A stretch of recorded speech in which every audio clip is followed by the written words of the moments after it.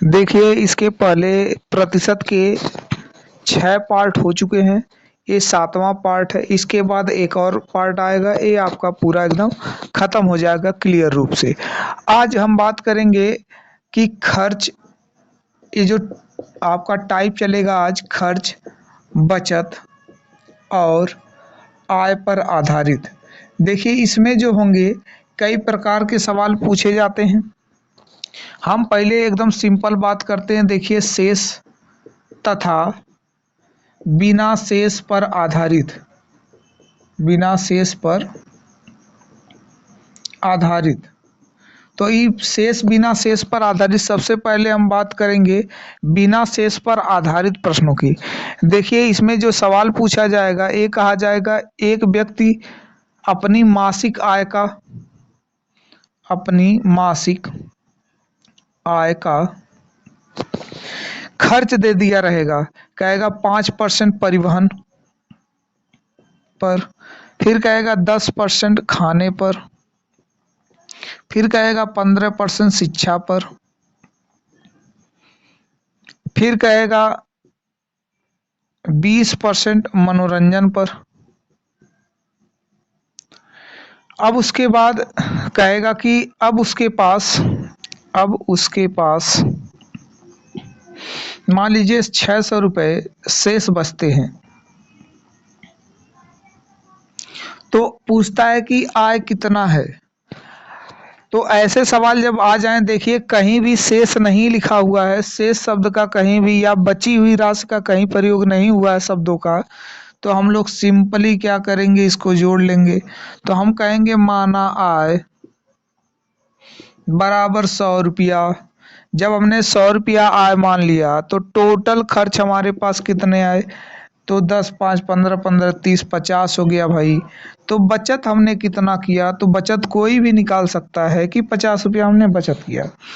लेकिन देखने की बात यह है कि वो बचत 5 ही, हम तो 50 रुपया कर रहे हैं, वो तो 600 रुपया कर रहा। इसका मतलब हम 100 रुपये आय मानकर चले तो 50 रुपया हमारा आया, तो 600 उसी का दिखा रहा। इसका मतलब हमसे वो कितना गुना आगे चल रहा है, 12 गुना। नहीं निकालने आता तो 600 में 50 का भाग दे दीजिए, गुना ऑटोमेटिक निकल जाएगा, काट देंगे आ जाएगा 12 गुना। अब इसका अर्थ ये निकला कि जो हमारी सभी मानी हुई राशि है सब 12 गुना पर सही होंगे जाकर। तो हम 100 में 12 का गुणा कर देंगे, बताओ 1200 रुपये आ गया। यही एक मतलब उसका मासिक इनकम आया। अब हम अगला प्रश्न देते हैं, पहले उतार लीजिए आप। देखिए हम अगला प्रश्न देते हैं, ऐसे ही आप करिए, खुद ट्राई करिए उसको, वो भी बिना शेष पर आधारित। एक और कर लेते हैं। जैसे कोई व्यक्ति है, वो अपनी आय का, एक क्वेश्चन दे रहे हैं, अपनी आय का मान लो 15% यहाँ पर परिवहन पर खर्च करता है, 10% भोजन पर खर्च करता है, 15% मनोरंजन पर खर्च करता है और 20% अन्य मदों पर खर्च करता है, अन्य मदों पर। अब उसके पास जो बचत हो रही वो हो रहा है 120 रुपये का। कह रहा है उसका मासिक आय बताइए कितना है, उसका आय ज्ञात कीजिए कितना है। बहुत ही आसान सवाल। पुनः हम लोग आय को 100 मान लेंगे। जब हमने आय को 100 माना तो कुल हमारा खर्च कितना आया, तो कुल खर्च देखिए यहाँ पर कहीं भी शेष नहीं लिखा हुआ है, इसलिए हम सिंपली सबको जोड़ लेंगे। तो 15, 15, 30, 10, 40, 20, 60 हो गया। तो 60 आया, तो बताओ बचत कितना निकला। तो हमारे हिसाब से तो बचत 40 रुपया निकला, लेकिन वो दिखा रहा है 120 रुपया बचत। जाहिर सी बात है हमसे कितना गुना इस समय कह रहा, 3 गुना। तो हमारा आय भी 3 गुना करने पर सही हो जाएगा। तो इसका मतलब 300 रुपये वो मासिक कमा रहा था। अब देखिए बात करते हैं शेष पर आधारित कैसे प्रश्न दिए जाते। शेष पर आधारित प्रश्नों को देते,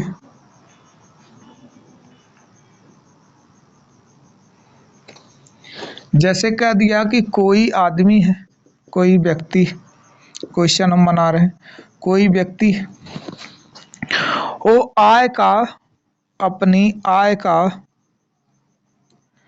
20% मान लीजिए भोजन पर,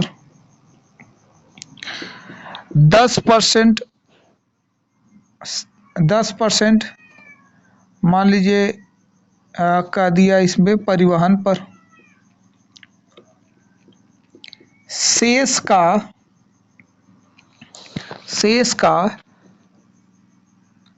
50%, शेष का 50% शिक्षा पर खर्च करता है। अब उसके पास 700 रुपये शेष बचते हैं, तो पूछता है आय ज्ञात कीजिए कितना है। बहुत ही सिंपल सवाल, इसको भी हम लोग आय, देखिए इसका मतलब जो शेष वाला है यहाँ पर हम लोग आय मान लेते हैं 100 रुपया, ये तो बार बार क्रिया करनी। लेकिन बताइए 20% भोजन पर, 10% परिवहन पर, तो कहीं इन दोनों के बीच में शेष लगा है क्या? तो शेष तो इसके बाद वाले मद पर लगा है, तो इसको हम सिंपली जोड़ लेंगे तो हो जाएगा 20 + 10 अर्थात 30%। अब बताइए शेष कितना बचा? शेष हमारे पास 70 रुपया बचा, ये तो शेष बचा। अब कह रहा है कि शेष का यानी 70 रुपये का 50% शिक्षा पर, तो 70 रुपये का 50% भाई, 70 रुपये का 50% कितना होगा? तो 50% देखते 35 हो जाएगा। तो शेष कितना बचा इस समय? शेष बचत कितनी आई? तो यहाँ पर बात करते हैं कि 70 रुपये में से फिर 35 रुपया चला गया, तो 70 में से 35 को घटा देंगे, अभी भी हमारे पास 35 रुपया शेष बच रहा है। तो 35 हम शेष बचा रहे हैं, वो कह रहा है नहीं 700 बच रहा है, तो कितना गुना हो जाएगा? 20 गुना। कितना गुना हो जाएगा? 20 गुना। तो 20 गुना पर हमारा उत्तर सही होगा। तो बताइए 100 में अगर 20 का गुणा कर दें तो हो जाएगा कि नहीं? तो 2000 रुपये वो आएगा। देखिए ऐसे जो प्रश्न आएंगे आप उनको कर लीजिएगा। हम एक और करा देते हैं इस पर आधारित सवाल, चलिए एक और कराते हैं। लिखा है एक ठेकेदार के पास, देखिए हम जो बोल रहे हैं आप नोट करते जाइए क्योंकि यहाँ पर नोट करने में थोड़ा वक्त लगता है। लिखा हुआ है एक ठेकेदार के पास किसी निश्चित लंबाई का तार है, 10% तार चोरी हो गया। कह रहा है 10% तार चोरी हो गया। अब जो तार था उस 10% चोरी हो गया। कह रहा है बची हुई, यानी जो बची हुई है तार 70% बेच दिया, 70% बेच दिया। कह रहा है अभी भी 810 मीटर शेष है, 810 मीटर शेष है। कह रहा है तार की लंबाई शुरुआत में कितनी थी? तार की लंबाई शुरुआत में कितनी थी? हम लोग क्या काम करेंगे, माना तार की जो लंबाई है वो 100 है, वैसे ही आय वाले की तरह ये भी 100 है, जिसमें से 10% तार चोरी हो गया। बताइए 10% अगर चोरी हो गया तो अभी भी 90 मीटर का बचा होगा।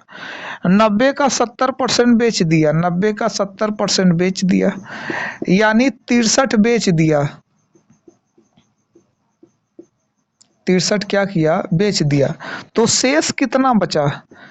तो 90 मीटर तो 10 मीटर चोरी हो गया था, 90 मीटर बचा था, उसमें 63 बेच दिया, तो 90 में से 63 को घटा देंगे तो हमारे पास कितना आ जाएगा? 27 आ जाएगा। तो 27 हमारे पास अभी शेष है, लेकिन शेष तार का जो मीटर में दिखा रहा है वो दिखा रहा है 810, यानी 27 × 81, 30 गुना दिखा रहा है मामला, यानी हमारे से 30 गुना ज़्यादा बचा रहा है। तो बताओ तार की लंबाई 30 गुना हो जाएगी क्या? तो 30 गुना हो जाएगा तो 3000 मीटर का उतार था।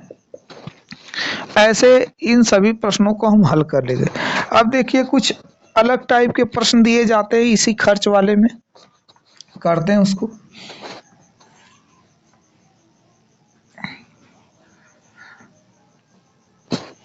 अलग टाइप के प्रश्न है।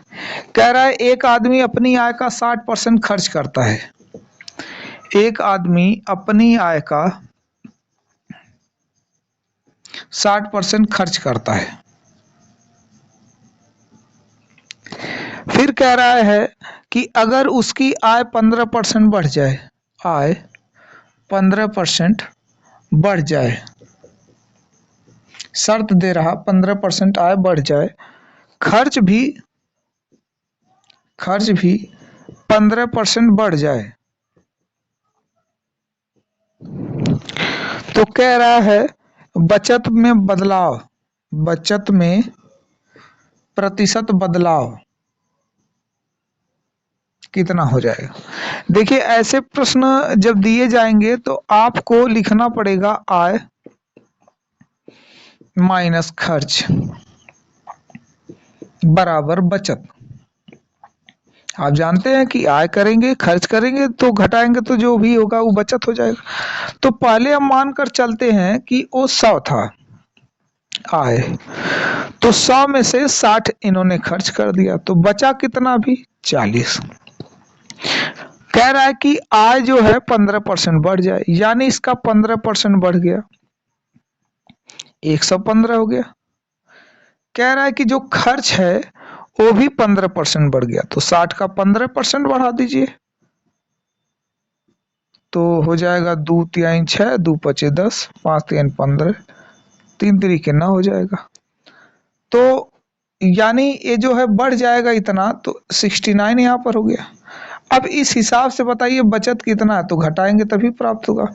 15 में से 9 जाए 6 हो जाएगा।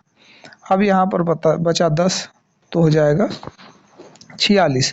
अब जरा बताना कि बचत पहले से कितना बढ़ गया, तो कहेंगे 6 बढ़ा, तो हम कहेंगे 40 में बढ़ा है 6, तो 100 में कितना बढ़ेगा, 2 तिहाई 6 हो जाएगा, 2 दूना 4, 20 पचे 100, 5 तिहाई 15%, यानी ये भी 15% बढ़ जाएगा। तो ऐसे सवाल आप कर लीजिए। हम एक और वेन डायग्राम और आधारित होंगे उस पर, मिश्रण वाले पर, उस पर लेकर आएंगे सवाल और करवा कर वो लास्ट टॉपिक होगा, वहाँ से खत्म हो जाएगा लेक्चर। धन्यवाद।